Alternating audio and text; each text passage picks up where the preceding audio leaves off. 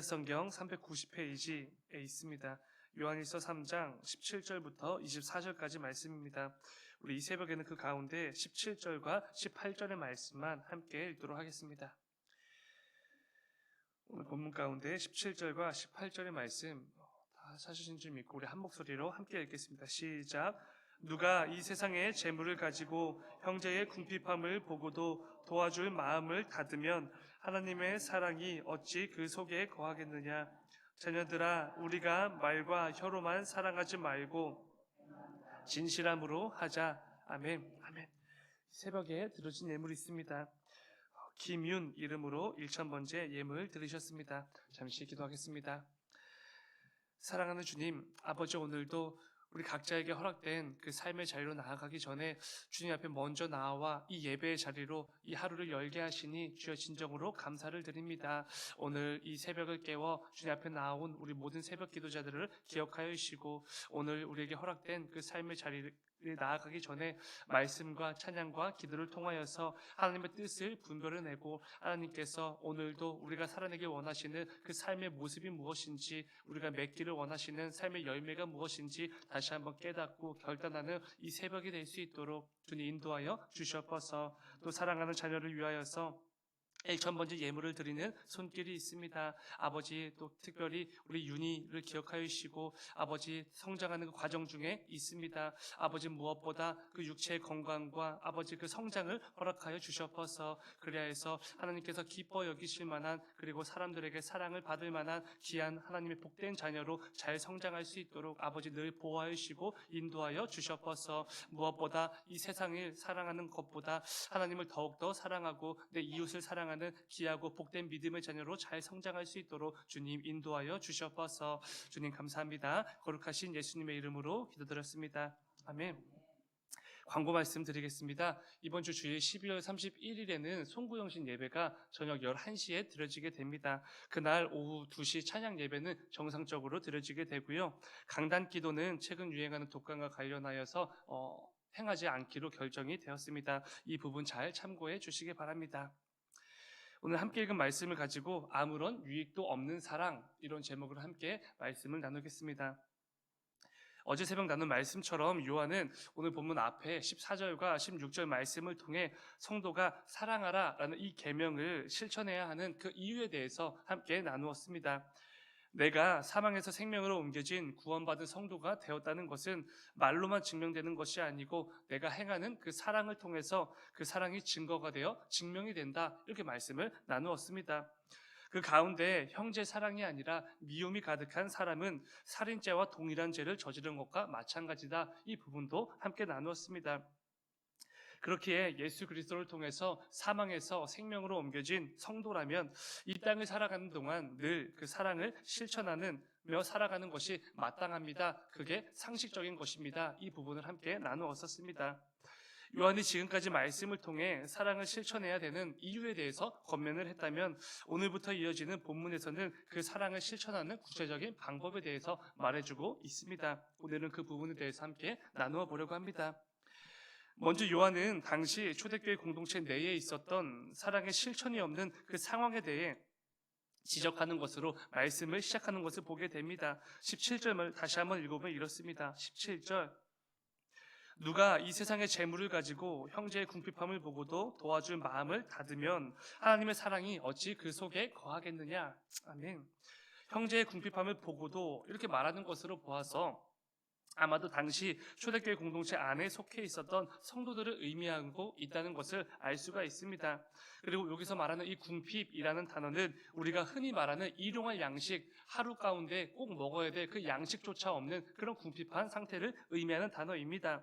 그러니까 요한은 지금 교회 공동체 안에 속한 지체들 중에 일용할 양식조차 없어서 배를 굶고 어려운 형편에 처한 성도들이 있었다라는 것을 말하고 있습니다. 그런데 안타까운 것은 지금 요한이 말하고 있는 그 궁핍한 자들을 향하여서 도와주는 이들, 사랑을 베푸는 이들이 없었다라는 것입니다. 같은 공동체에 속한 지체들 중에 그 누구도 이들을 도와주지 않았고 어려운 형편의 성도들을 도와주고자 하는 그 어떤 사랑의 베품도 없었다라는 것입니다. 사도행전을 보게 되면은 맨 처음 예루살렘 교회가 세워졌을 때 교회의 분위기를 다들 기억하고 계실 것입니다. 너도 나도 성령의 충만함으로 자신의 소유를 팔아 사도들에게 가져왔습니다. 이것은 그냥 가져온 것이 아니지요. 어렵고 힘든 형편에 놓여진 그 성도들을 돕기 위한 예물이었습니다. 사도들은 이 재물을 통해 교회 공동체에 속한 어려운 형편의 성도들에게 차례대로 나누어 주었습니다. 이 가운데 아름다운 사랑의 실천이 넘쳐나는 그런 분위기가 원래 초대교회의 분위기였지요. 그러나 오늘 본문에서 요한이 지적하고 있는 것처럼 그 아름답고 사랑으로 가득했던 그 모습, 그 분위기가 오랜 기간 지속되지 않았구나라는 것을 잘 알 수가 있습니다. 오히려 당시 초대교회에 침투해 있었던 이 영지주의 이단의 영향으로 인해서 성도들이 자신들에게 소유한 그 재물을 통하여서 자신의 쾌락을 위해 사용한 것이고, 죄를 짓는 곳에 사용을 했습니다. 사랑을 행하는 곳에선 그 어떤 재물도 사용하지 않고 있었던 것이죠. 이처럼 안타까운 상황에서 그 교회와 성도들을 향해 사도 요한이 지금 이 요한일서라는 편지를 쓰고 있는 것입니다. 요한은 무엇보다 이처럼 교회 안에 사랑 없음을 심각하게 여겼던 것 같습니다. 17절에서 도와줄 마음을 닫았다, 이런 표현이 등장하지 않습니까? 근데 이 표현이 굉장히 의미심장한 단어가 사용이 됩니다. 여기서 사용된 단어는 열려진 문을 의도적으로 닫다, 이런 의미의 단어가 사용이 됩니다. 그러니까 어려운 성도를 보고 도와줄 마음이 생기긴 했던 것입니다. 사랑을 베풀 그 마음의 문이 열리긴 했던 것이죠. 그런데 곧바로 그 문을 의도적으로 닫아버렸다라는 것입니다. 사랑을 베풀 수 있는 그 마음의 문을 의도적으로 이 성도들이 닫아버린 것이지요. 참으로 교회 공동체와는 전혀 어울리지 않는 모습입니다. 성도들 가운데 이런 사랑 없음의 모습을 보며 요한이 얼마나 안타까워했겠습니까? 사실 요한보다 하나님 아버지께서 더 안타까워 하셨겠지요. 요한은 그런 성도들을 향한 이 편지를 통해 강력하게 경고하고 있습니다. 그런 자들에게 어찌 하나님의 사랑이 있을 수 있겠습니까? 라고 권면을 하는 것이죠. 그런데 하나님의 사랑이 어찌 그 속에 있겠습니까? 라는 이 권면은 성도를 향한 하나님의 사랑을 의미하는 단어가 아닙니다. 그와는 반대로 하나님을 향한 성도의 사랑을 의미하는 단어입니다. 그러니까 이런 말씀이 되는 것이죠. 내 도움이 필요한 다른 이들에게, 특별히 교회 공동체 안에 있는 지체들에게 마음의 문을 쾅 닫아버리고 사랑을 행하지 않는다면 그 사람은 하나님을 사랑하지 않는 것입니다. 이 말씀을 하는 것이지요. 내 옆에 있는 지체를 사랑하지 않는 것, 곧 하나님을 사랑하지 않는 것입니다. 그 말을 하는 것입니다. 예수님께서 마태복음에서 말씀해 주셨던 것처럼 지극히 작은 자에게 한 것이 곧 주님께 한 것이라고 분명히 가르쳐 주셨습니다. 오늘 본문 뒤에 이어지는 4장에서도 요한은 이렇게 말하지요. 요한일서 4장 20절의 말씀입니다. 누구든지 하나님을 사랑하노라 하고 그 형제를 미워하면 이는 거짓말하는 자니, 보는 바 그 형제를 사랑하지 아니하는 자는 보지 못하는 바 하나님을 사랑할 수가 없느니라. 아멘. 하나님을 사랑한다고 말은 하면서도 형제, 옆에 있는 그 지체를 사랑하지 않는 자들은 거짓말쟁이라고 말을 합니다. 하나님을 사랑하지 않는 것이라고 분명히 경고해 주고 있지요. 눈에 보이는 지체도 사랑하지 못하면서 어떻게 눈에 보이지 않는 그 하나님을 사랑한다고 고백할 수 있느냐고 거짓말하지 말라고 강력하게 말하는 것입니다. 사랑하는 여러분, 그렇다면 우리는 어떻습니까? 교회 공동체에 속한 나는 어떤 모습으로 살아가고 있냐라는 것이죠. 늘 하나님을 향한 사랑과 신앙을 고백하는 성도인 나에게는 내게 허락된 지체들, 형제들, 이웃들을 사랑하는 모습이 정말로 있습니까? 혹시 나 역시 요한이 경고해 주는 것처럼 하나님을 향한 그 사랑, 하나님을 향한 그 신앙의 고백을 거짓으로 고백하고 있지는 않았습니까? 반드시 점검해 보셔야 됩니다. 오늘 말씀을 통해 내 삶을 꼭 점검해 보시고 하나님을 향한 나의 사랑이 거짓이 아니라 진실된 사랑이라는 것을 증명해내는 저와 여러분이 되기를 간절히 소망합니다. 그런데 어떻게 증명할 수가 있는 것입니까? 하나님께서 내게 허락해 주신 그 지체들, 주변의 이웃들을 사랑함으로 증명할 수 있지요. 다른 어떤 말로 그런 것으로 증명하는 게 아니라는 것입니다. 오늘 말씀을 붙드시고 내게 허락된 그 하루의 삶 속에서 무엇보다 내가 정말로 하나님을 사랑한다는 것을, 내가 정말로 하나님을 향한 그 신앙의 고백을 하고 있다는 것을 내게 허락된 이웃들을 사랑의 내무로 꼭 증명해내시는 복된 하루가 되시길 주님의 이름으로 축원을 드립니다. 또 한 가지 나눠볼 부분은 말로만 하는 사랑은 사랑이 될 수가 없다라는 부분입니다. 이 부분도 참 중요한 부분이지요. 본문 18절의 말씀입니다. 18절, 자녀들아 우리가 말과 혀로만 사랑하지 말고 행함과 진실함으로 하자. 아멘. 요한은 우리가 말과 혀로만 사랑하는 것을 지적하고 있습니다.